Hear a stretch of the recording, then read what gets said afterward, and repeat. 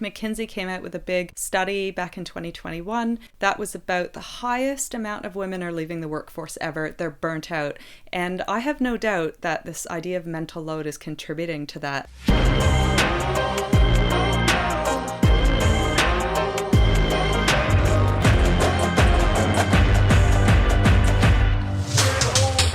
Welcome to Powrup, a podcast full of insights for women that lead. Hosted by Nat and Kristen from Powrsuit, we're on a mission to amplify your impact as a leader. Join us each week and we'll share with you what's shaping our future, from AI to Gen Z.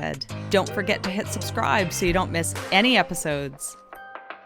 Hello. Thanks for tuning in to the 10th Power Up episode. And this one is going to be perfect because Kristen gave us 10 episodes to get it right. So how are you feeling about perfection today, Kristen? Oh, it's all on. It is all on. Great. I'm feeling confident too. And today we have a support animal in the room. We have Juno, who is lying on the bed on Kristen's jumper because that was decided to be the best way to stop her whining at the door. But that's quite lovely. Apart from bringing you animal stories, at Powrsuit we are committed to giving you the tools and confidence to build a career on your terms. And today, hopefully, I'm going to say is no different, but actually it should be different because it should be perfect. So what are we going to talk about today, Kristen? No pressure. We're going to talk about mental load because it is making women sick. McKinsey came out with a big study back in 2021 that was about the highest amount of women are leaving the workforce ever. They're burnt out. And I have no doubt that this idea of mental load is contributing to that.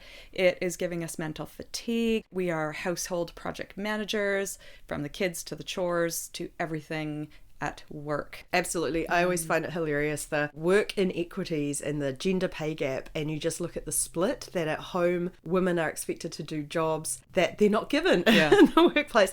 I was thinking about this morning and happened to see on Instagram, and I won't name who put it up, but it was very timely, and it was a little quote about the mental load, which I thought was a nice way of putting it. So I just read it out, please. Maybe. The mental load is one of the hardest things, and this is about motherhood, but I don't think it's just about motherhood, because it's invisible, because it's expected and necessary, because it's silent on the outside and sirens on the inside. It's like constant project management, sometimes largely momentous, often heavy, mostly hidden, sorting, arranging, organizing, balancing, planning, preparing, anticipating, remembering. It's like having 200 tabs open in your brain at any given time, and switching off might mean losing them all.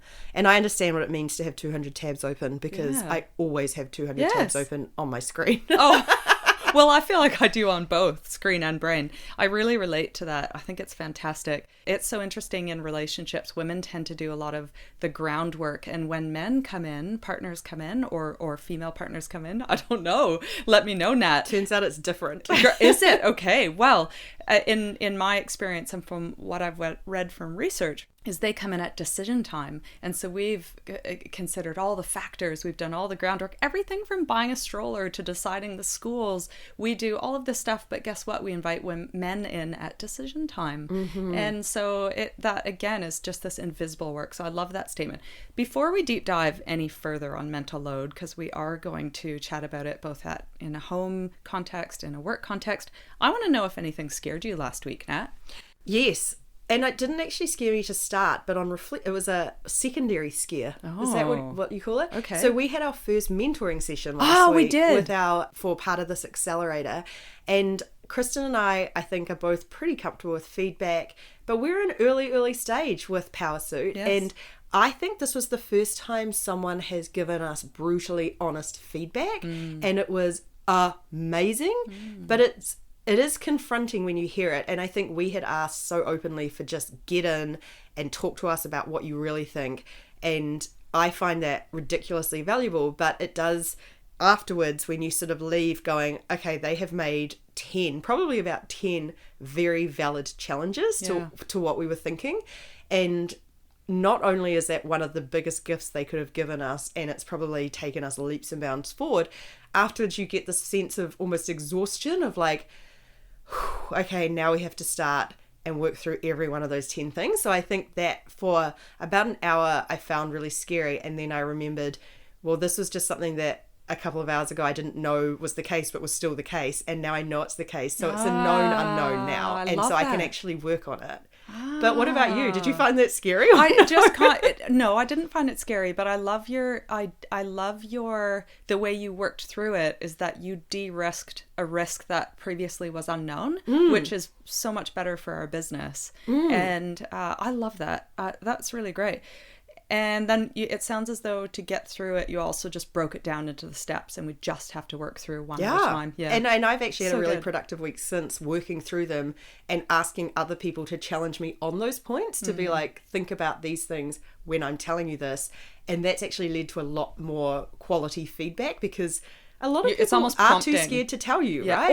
Or is it you're prompting people on the specific challenge we had? Yes, because I think especially a lot of people who we talk to a lot about this have been with us from day one on this path. So they know all the context. So they're not hearing it for the first time. So they get where we're coming from. Whereas someone hearing it cold is like, these are all the different things someone could get confused about. So love it. What about you though? Just a very small one, and it's probably from I don't know if it's Canada or my upbringing, but there's very sense of there is a hierarchy in the world, and people with bigger titles are more important than you, and you step into line. And also I started in the corporate world, and that was very much a thing, C-suite, blah, blah, blah. So I think the little scary things are that we're doing outreach to try and get organizations on board to roll out Powrsuit pilot in the organizations. And naturally you have to go to decision makers, and that sometimes are really important, really busy people. With good job titles. Yeah, so we can just give ourselves good job titles. They will be equals. Well, we're definitely, we're definitely C something.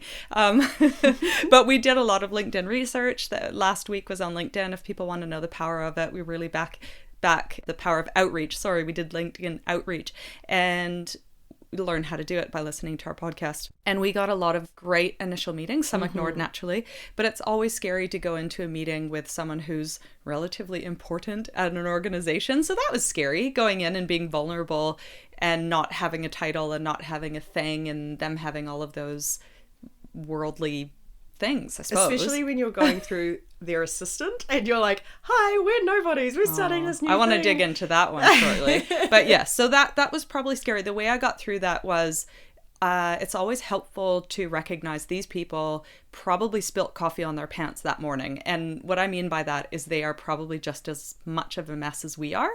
And I am not a mess. Look at me. I'm sprawled out on your bed. You haven't brushed your hair, I can tell. I have not brushed my hair. Yeah. No, I had a nap. But you know what I mean? Like, these people, even though they're dressed in really crisp white shirts and they're well-spoken and we've been given half an hour by their executive assistants, they have probably spilt coffee on their pants that morning. And it just gets it to a real human. They're probably walking their dog at night. They're probably enjoying time with their families on the weekends. So that is how I got through that, which was a little scary thing, putting yourself out of the comfort zone and remembering everyone's human. But just so you know, my way of getting through that is, you know how I think we are opposites of each other in confidence areas? Yes. So when I'm feeling really underconfident, you'll pull me up. In these situations, I don't have that worry at all, because I have the positive way of looking at it and the negative. And the positive is like, I back what we're doing so much that they're lucky to talk to us. And the negative is, love it. If they don't, when we get rich and famous and they come crawling after us, I'm going to take so much joy in being like, oh, remember that time? We actually are genuine in who we stand by, and it's the people who supported us when we were nobody. Good. I have great visions of that. Noted. I'm going to adopt that one. What excited you about Powrsuit last week? We got our first paid customers. Yeah, we did. And I actually brought this up at a party with Kristen on Saturday night, because I was like, I've talked to other people about it, but we haven't celebrated, and we're big fans of celebrating, and we just hadn't got round to this one. And it's not big, and it's not necessarily core stuff, but we have gone from a no income business to an income generating business in the last week. And there is something so exciting. And I remember back in the days at Hatch, and remember we had a whiteboard and we would literally write every new customer, and they'd got like 5 a day, and we'd celebrate the first $100 and then the first $1,000. And even though this feels a very uncertain time, I remember looking back at those early images, and so I keep trying to take photos now of those things. Like we took a photo the other day of the person who designed our new updated logo. Yes. And just because in a couple of years, those are going to be just these amazing milestones that we can look back on, however things turn out, and just go, remember those days? So I'm feeling really stoked about That's that. fab. And I presume you are too, but do you have anything else? Yeah, for me, it was a realization that we have an ecosystem around us. And for those that aren't aware, with Hatch, we started with a corporate actually backing us. It was a slightly atypical startup journey in that our backers for money and for, political clout and any sort of clout, I suppose, was a big corporate business. And so we really didn't have an ecosystem of entrepreneurs and the tech community and a bunch of mentors and advisors around us to support us through that journey. But not only that, we had an organization we were looking to disrupt, and that was also challenging because they wanted to kill us in a way, symbolic way, of course. Well, we were threatening to their we were threatening model. to them, but then we didn't have the love of the community, and it was a really hard battle. And so this is why corporate innovation never works generally, but we were, one of the few that made it work out of sheer determination. But I realized with Powrsuit, because we are starting it on our own, and very much like some of the other startups we've done, in that I put a call out on LinkedIn. I think I mentioned this in our last podcast about some learning about coaching and some of our Powrsuiters looking for coaching. And the number of replies, I think it's over 50 at the moment, and the number of people that have sent messages. And then we were out somewhere and people were really encouraging about Powrsuit, and we get these nice emails, and I just thought we've got finally, because we deserve an ecosystem. Everyone does. Everyone deserves a community because life is hard and work is hard. And I just thought, so that is what I'm excited about. Yeah, that is actually amazing. Love it. So back to mental load, because I think this is an area that we haven't spoken about before. We did do an article on household chores and how to have those direct conversations about how to split them more fairly. You can find that on powrsuit.com. But with this one, we want to chat about our own personal experiences and as they relate to mental load. And what do you think about women and multitasking and the concept of multitasking? Tell me, because you wrote an article today. Yeah, I claimed it at work a while ago, probably 10 years ago. And I said, I'm a great multitasker. And this very smart guy looked back at me and said, no, you're not.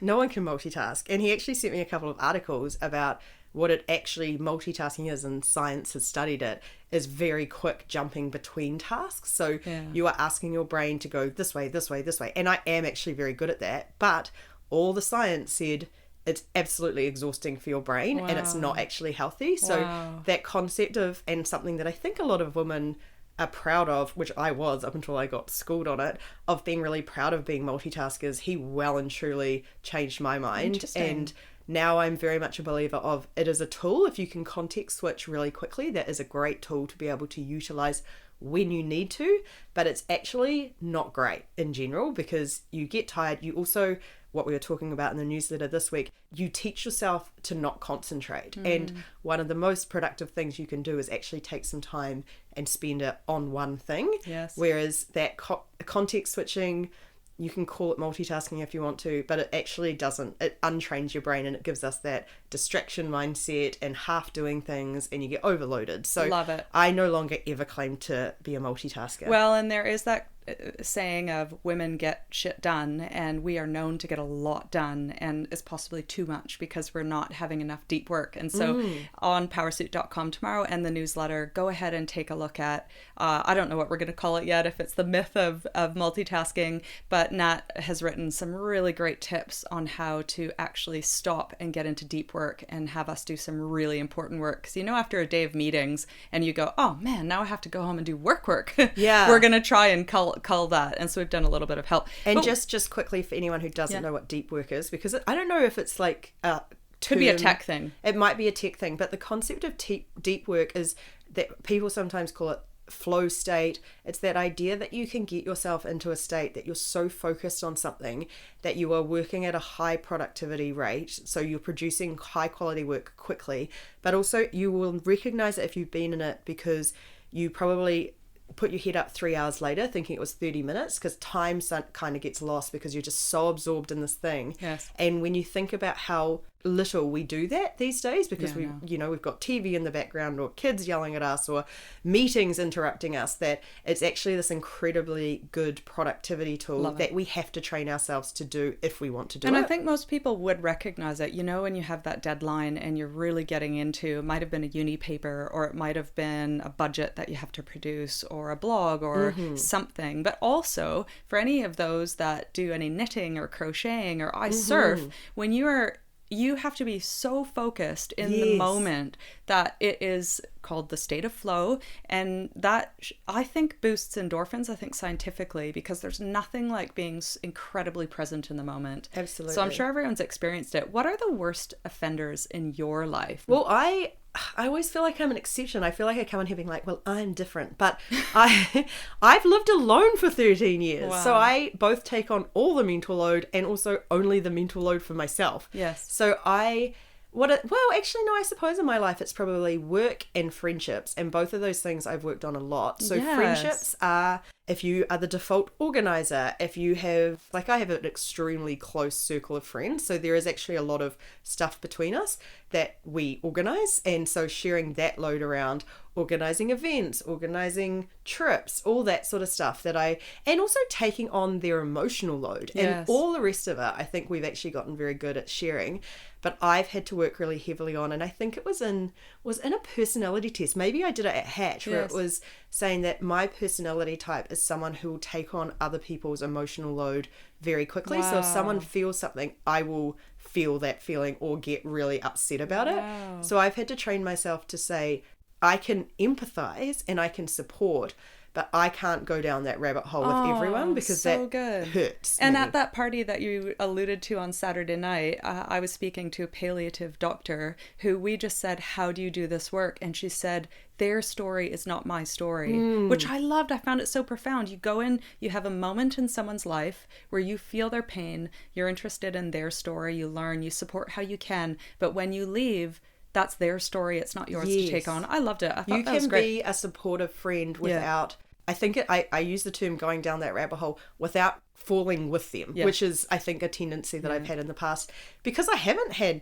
kids at home and a husband. Like, I haven't had but you've just these other explained things. it. I think you've done a really great job of exactly that, because you are, even your place up the street is the place where everyone comes to. You're the social center. So that comes with all of it. For me, it's probably the family calendar that has been the most painful, raising these kids in a family of two career adults and having to juggle that, very busy children that have their own incredible lives, and it's this never ending to-do list. And I think routine has been really great for me, but it tips me over the edge is that the little things out of the routine that actually take me thinking and figuring out what it is. So, for example, this sounds so silly, but Mum, my computer's not working, or Mum, the dog chewed my retainer. It actually tips me over the edge, because it's like that I have to now go stop and have the energy and willpower to sort through someone else's problems. It's funny because we're staying up in Kapiti at the moment. Kristen and I are a couple of doors down, but I'm staying with one of my best friends who has these two amazing boys, incredible boys. But it's so fascinating as a non-parent watching that dynamic, and what you've just said is exactly what she experiences, that they drop their wet togs on the floor and then they come asking where they are, or like, how do I put my shoes on? They're a bit younger than your kids, or reminding them to take their plates back up to the table. And it's watching it, even with this in my head, it's just relentless. Constant. And there's such small things, but the overall addition of them all, and I'm just like, she never gets a mental break. Like, she can't just sit back and not worry about things. And I just find it so impressive to watch. But tiring. Well, I look old is all I'll say. But no, you don't. But we the both home, look so young. The home. I do have a hack that works, and the home and life juggle is probably what breaks me, because actually that's not true. We'll get to work in a little bit, and I'll share a story. But I think what's really helped is Kyle is a true partner of mine. But it wasn't always that way. Not to say he wasn't, but I really did. When I did stay home with the children initially in our relation, when I first had the kids, and you have to take on a lot of the home responsibilities, because you do. And it's invisible. So to Kyle, I'm sure he just didn't even know all the stuff that was happening. Yeah, no, that's right. And it was interesting then when I went back to work, there wasn't this time where I said, oh, well, hang on a sec. I can no longer own 100% of the kids' calendars and where this nanny is, or if the nanny's sick, guess who's juggling? It is me. And it wasn't until I was going to guess that. Yeah, it wasn't until he recognized the value of my career was the same as his. The same. And that Which is actually great for him. And I know that sounds like patronizing, but I know a bunch of people whose husbands have never got there. And it could be that the women are paid less, and so they're not valued the same. Or they're paid more and their husbands have a big problem with that. Possibly. Another story, another time. But for us, it was he realized how much I cared and that I had goals and I had objectives as it related to my career. So he all of a sudden realized. And so we divide and conquer. And you know how we did it? First of all, we absolutely have household chore divide and conquers. I don't even know how the garbage gets out, what day it is. I don't even know. No, he's told me before, you're like, it's so amazing in this house. I just put my cans on the end of the bench and then they just disappear. So I've got this handyman that just hangs around. It's great. But you know what we do, which is funny? One, we use Cozy app. That's a little bit of a hack. It's a family calendar that we share that has all the kids' sports and who's doing what and everything. So that's called Cozy, Cozi. But we divide and conquer with our children. They've taken one kid each. We've taken one kid each. I don't know if people do 3 kids, 4 kids. Sorry, I can't help you. But Kyle takes my son. I take my daughter. Anything related to my son, my husband has to sort. He needs to figure out where he needs to be, sporting things, schooling things. And when Grayson comes to me and says, the dog chewed my retainer, I say, go talk to Dad. And then I take on my daughter, and that's helpful. It's bizarre, but it works for us. No, I like it. Yeah. I like it. It works for us. Except for when Kyle goes away and Kristen goes, I've taken on a new taxi client. So I will not be able to hang tonight. Oh, yes. Yeah, that's right. He was away, and I had to all of a sudden take my son to football, which was disrupted all sorts of things. Any hacks that you have? Well, I got a girlfriend, so that was probably the best one. And now share the load. Now I never cook. Yeah, it's actually such a funny dynamic. Oh, yeah. Because I'd only ever been with men before, as you know. Yeah. And that dynamic it's so funny because I always thought if you're generous, people give generosity back. But I think it's just a mindset shift of if you're generous, people go, great. I love the Kyla and Kyla dynamic. I know, they got both pies. cook. If we need to get a ride to the airport because we're Powrsuiting, one of that we say, can your Kyla or can my Kyle? We've just decided to connect them to organise our lives. But no, she loves cooking, and I'm not a cook, but I also have been known to be a workaholic, and that's one of the first things to go, that I just subsist off toast. Yes. Because again, I don't have a family to support. Great. So I don't have to look after myself. So the first 3 weeks of COVID, the first lockdown, I went to the supermarket once in like 3 or 4 weeks, and I just didn't have time. And so it's so great having someone who does that. It's also, I think for me, going back to the emotional thing, it is so nice to share the emotional load. Like having someone who, when you're down, helps you get back up. And I know all my friends do that as well, but there is a difference when you come home. And I think that has been a real weightlifter for me. So I definitely think there is something in having a great relationship where that happens. A partner. The second one is my sister gave me a robot vacuum cleaner. And I got told this years ago at a leadership course, outsource the stuff you don't like to do. And I don't mind cooking. I don't really do much of it anymore, but I don't mind cleaning. I don't mind doing the dishes. I really hate vacuum cleaning. I don't know why. And mopping is just not something. So having this robot, I go out of the house, I called it Robbie. There's something about having a man cleaning up after me that I like. He's like a 2-year-old. He gets very confused, but he does the job. Sometimes I have to make him go around again, but that's not really mental load. So I'm very much of the belief of hiring out if you can, or robot vacuum cleaners are actually not my one. My sister is. I'm going to get one. We'll find a link to it to put it, because it was actually a cheaper brand but really effective. So you shamed me the last time you came to my house, so I'm going to get a robot. And it goes under beds and couches, so you don't get those dust things. The third thing I have done over the years is I have quite a high standard of, I think we both do, of how tidy and clean we like our houses to be. But I have come around to, I think one of the things that women can do is we don't drop our standards and we get really frustrated when we can't meet them. So I've come around to the idea of there will be times when your house is a bit of a trash pile. Great. And you can make that decision to go, this is not my top priority right now, let this one go. Yeah. And so you actually can control the times where you just go, no, I'm not going to do this. Lower some of the standards. That's really helpful. And recognizing that we've given a lot of tips to women, I just want to put it out there that governments really should be helping women to join the economic workforce and output of all of our country's GDPs. Absolutely. By having really great after school options, by having affordable childcare. Even getting to school, I find it really tricky in cities that don't have great public transport. Getting your children to school is one more thing you need to worry about in the morning, which is not that helpful. So great public transport. We used to have yellow buses getting us to school in Canada, which is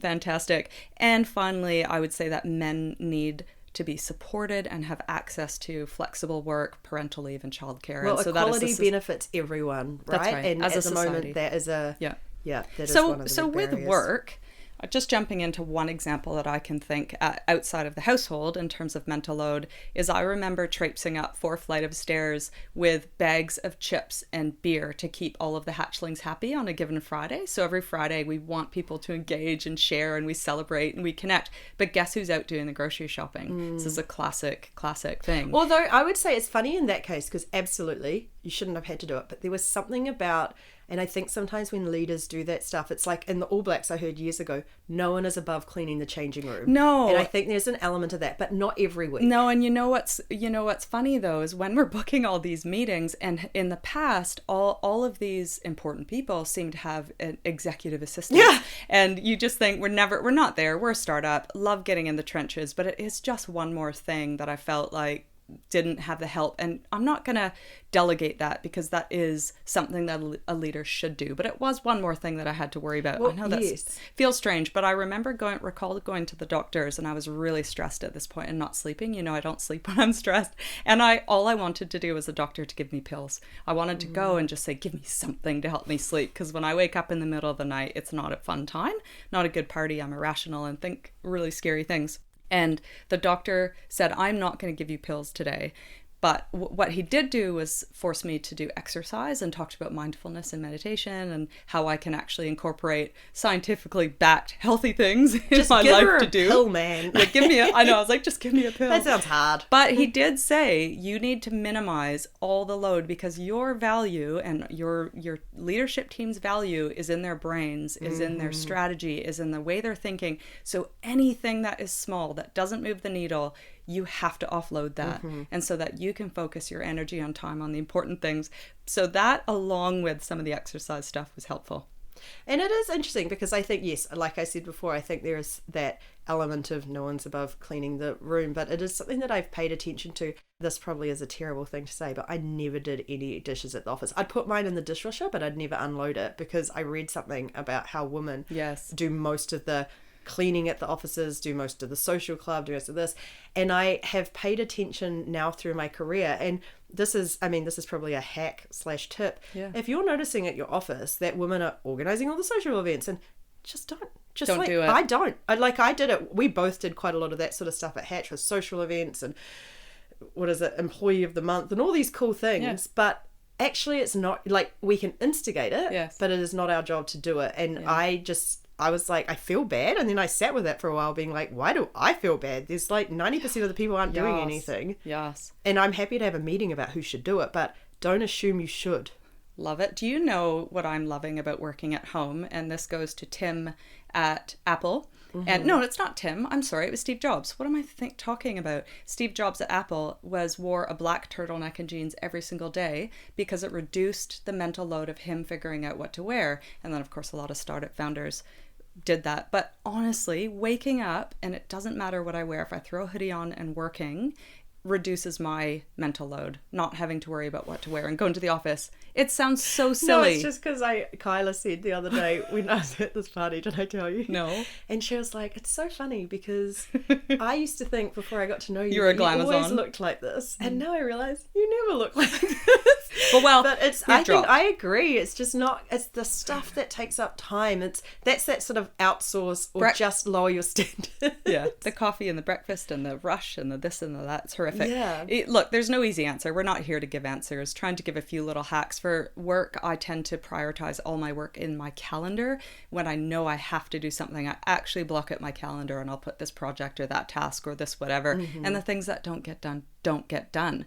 But Nat, you are in product and UX. This is literally your expertise area, and you develop products and services to reduce mental load. I just thought it would be so interesting for everyone to hear a little bit about how you do that and why. In products? Yeah. Well, it's actually funny because Lulu, who is our director of design at Hatch, I learn a lot from her, but we used to have conversations about good and bad friction. Yeah. And we are both big believers in this, that there is a lot of stuff that is just bad friction that we should remove. And that's stuff like when you sign up to an app and it's one click rather than having to go through a giant long form that you still get at like doctor's offices and stuff. Yeah. I'm trying to think of some good examples, but there's a lot of apps or things that require you to think and do and what you look at with apps like Duolingo that we both like, with things like Hatch, with all these amazing apps, Google, that they remove all the bad friction. Yeah. So you can type in a word now, and the actual tech behind that to make that happen is huge. To go, how do I limit the amount of time you have to think, you have to add stuff in, how do we limit that? Good friction that we should keep in these products that I think the world has accidentally or on purpose removed a bit too much of is things like, we call it the infinite scroll. Tools like Facebook, Instagram, TikTok are all designed to keep you scrolling. So they remove good friction, which is their whole thing is designed to make you stay there, to be addictive. It's very much like a pokey machine where you're constantly thinking, when's the next dopamine hit come? When's the next great picture? It's never coming. If you haven't liked the last 50, it's never coming. Shut it down. It's designed to remove good friction. When we started Hatch, there was a rise in all these investing apps, and they almost gamified investing. So it was really celebratory when you bought shares, really quick to buy and sell. And we said that's not actually the right way to invest. You should actually have a bit of friction to make sure you think it through. So that's, very quickly a summary of just to pay attention if you're someone out in the world playing with apps, what is good friction and what is bad friction, and use apps that remove the bad friction, but be very wary of apps that make it really easy to put in place bad addictive things. Oh, so cool. And hopefully when we build Powrsuit, it's going to be perfect simplicity to reduce the mental load for women. That's the goal. Yeah. And we will have a couple links in the resources if you need to have a hard conversation with your partner about sharing some of the mental load, because it is invisible. These links actually have some great advice, so check out the resources in it. And to close out, Nat, how are you tracking towards your goal? Do you have something you're tracking towards at the moment? Well, I would say the yurt thing again, but I haven't progressed on it at all. I did have a bit of a fumble with exercise this week because we've been trying to do twice a week, just going out. Sort of that cognitive load, mental load thing of I'm shocking at prioritizing important things. So we've been trying to go twice a week, and Kyla went away, and that threw my schedule because I rely on her to go, and then I follow. That's something I've passed on to her. So letting the team down. I know. So we've actually made a commitment to get back into it because that's the stuff that's really easy to get off. So I failed as well. And what about you? Did you fail? Yeah, I did. The 6-pack isn't going anywhere this week because I had far too many chips and chocolate. So this was a bad week. Maybe I'm at that time of the month. I'll report back. She's alluding to a future topic for us. Yeah, period hacking. Nat can't wait to do it. Period hacking and menopause. Two topics close to our So hearts. we had some fails, but we also had successes. Hope you enjoyed that. Check out powrsuit.com for resources on Nat's great article on what deep work is and how we can do more of it. You're really giving me credit for this article. We normally share it, by the way. We edit each other's and we go week to week. But I'll take full credit. But check it out. Please give us 5 stars because we are gaining traction with this and we love it. We love having you listen, and we will catch you next time. Bye. Bye.